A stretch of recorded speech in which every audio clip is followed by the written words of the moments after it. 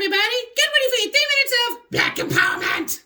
A judge denies Daniel Penny's request to dismiss Jordan Neely's subway chokehold death case. Penny is being charged with second-degree manslaughter and criminally negligent homicide. The charge should have been first-degree murder.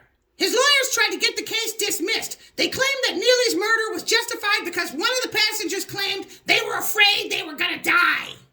Just the fact that his lawyers seriously thought there might have been a chance to get all the charges dropped based on that excuse speaks volumes. To be honest, I'm kind of surprised it didn't work myself. White supremacy is definitely alive and well. We sure as hell ain't doing nothing about it.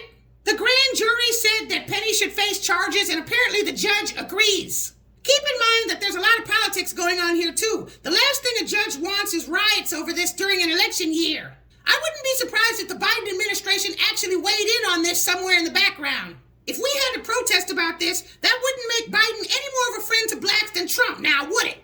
This white supremacist scumbag's entire defense is going to be based on the idea that he was protecting himself and passengers from Neely's aggressive threats. Having the nerve to try pulling off a defense like that in New York City shows a great deal of confidence. It's not real confidence, it's just confidence in white supremacy.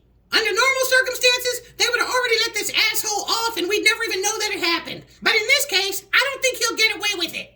The city's medical examiner said that Neely died from compression of the neck. His death was ruled a homicide. That's going to be really hard to wiggle out of. Due to the high-profile nature of the case, it's going to be almost impossible to wiggle his way out of.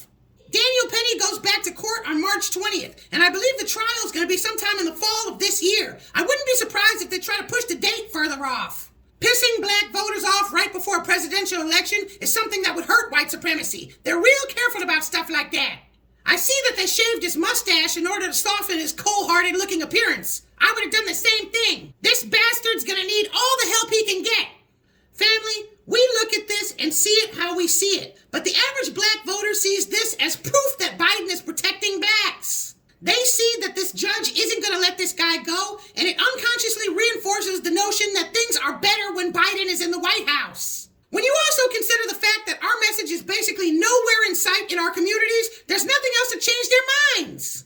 Here we are already coming up on the end of January, and we're still stuck online. Although there's a few new jacks trickling in every day, that's still not enough.